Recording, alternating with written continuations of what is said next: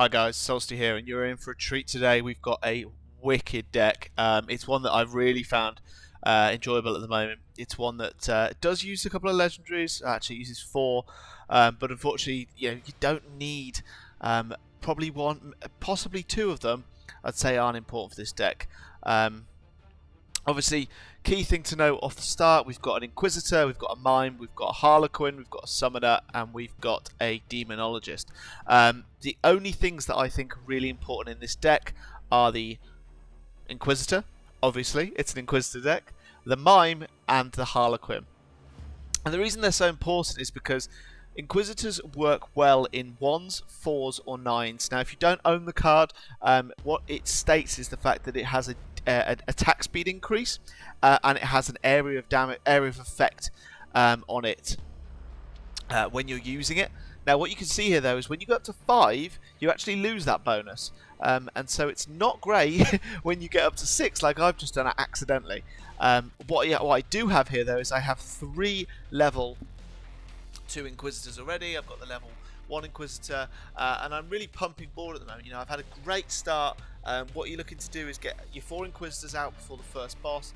You're looking to get as much on board. Obviously, you play it slightly differently depending on what the boss is.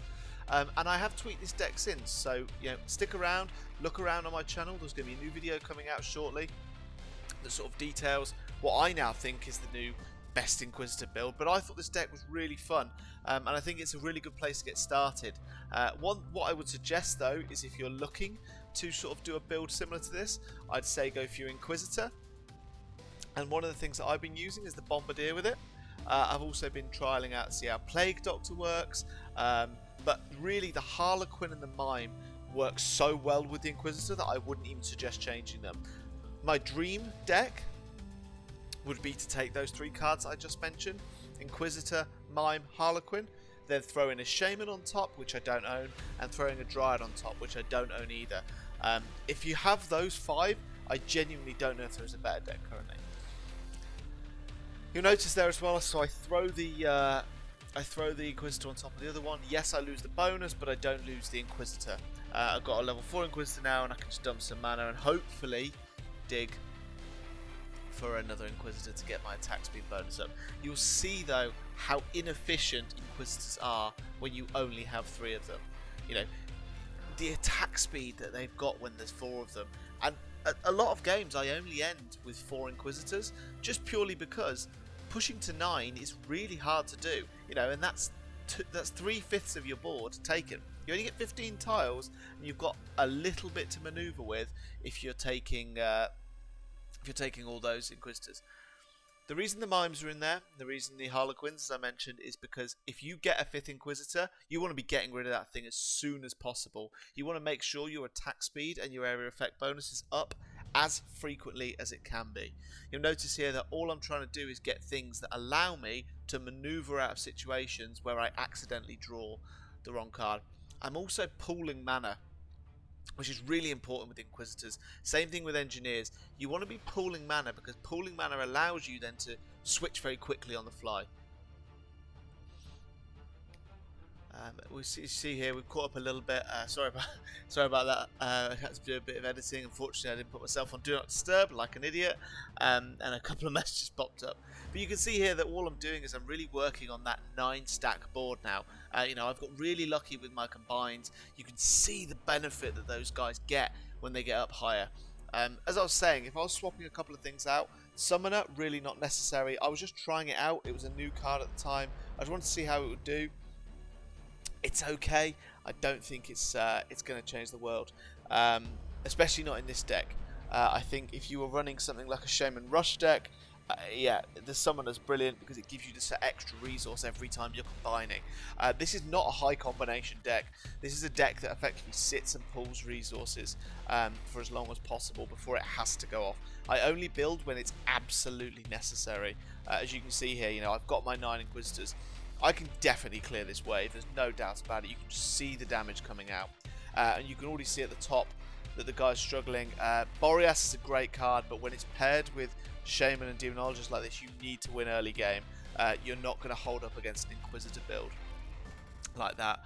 And actually you can see I'm at 4.6k trophies. I've actually recently just gone up to about 5.2, 5.3, so really pushing hard with this deck. And I'm not sure, it's a very new game, I'm not sure where that puts me among the rankings, but I imagine it's pretty strong. One thing to note there, and this is something I've stopped doing now as well because I realised I was an idiot, is that summoners should always be combined with mimes. You want mime summoner. If you've got it, you don't want to go summoner on summoner because you only get the effect of one of them then, whereas all you need to do is combine the summoner with a mime, you get the benefit of it. So you can double up the benefits. So never put summoners together. It's one thing I've taught myself and I've learned already.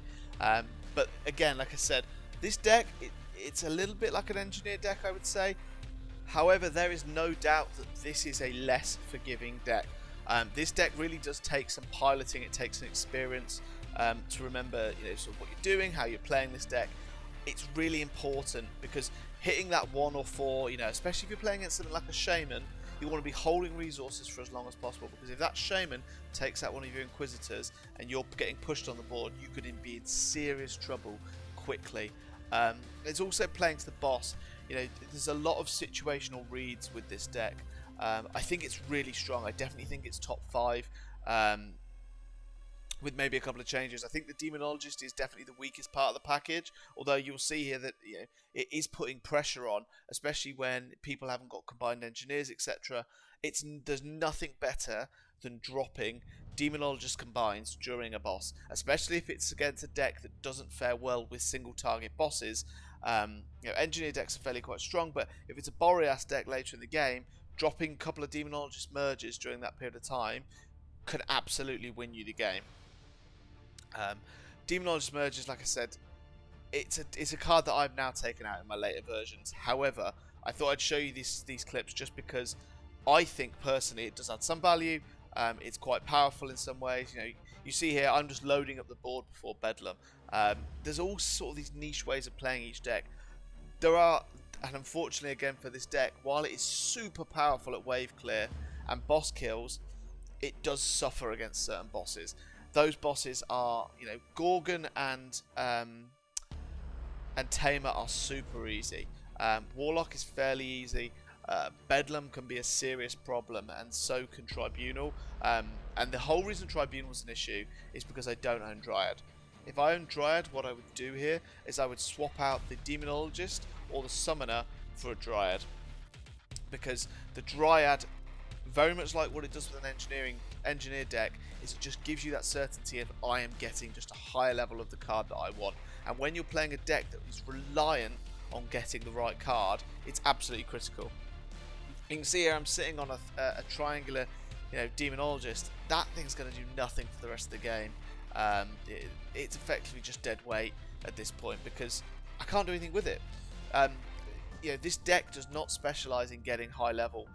There's definitely niches, and like I said, I've made changes. You really want every card in this deck to be having an effect when it hits board, and so hence why I've swapped out a couple of DPS choices. But I do think the Demonologist has some really cool and niche value. I think it could do with a buff. I think Inquisitors are in a really good spot. I'd say Inquisitors are probably in the best spot of any DPS, because I think Boreas probably could do with a slight buff. Because he just seems to die off. After a third boss, really with Boreas, you've got no chance of clearing waves unless you're pairing it aggressively with a Plague Doctor or something. Inquisitor's in a really good spot because it's powerful, but it has its downfalls. And you've also then got Engineer, which I would say is the most powerful currently, mainly because with a Dryad, if you've got it, you can just insta-pump those Engineers up. You can get them in the right position. You just insta-pump them up, and sort of that's where the power comes from. So I do think Engineers are top tier. I think they are number 1.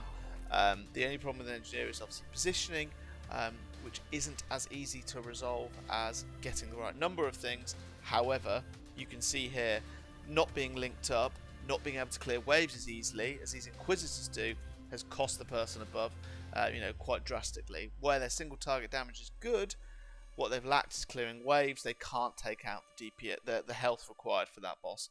And so again, you see here, is that I'm really just I've looked at my board. Well, I've not got the right position. You know, I need to change my board aggressively, very fast. So you know, I need to do a Demonologist combine. I then also need to move my Harlequin across as well, to sort of pair those off, and then you see I'm back to 4. Now, ideally, this point in the game, going into this boss, you would want 9.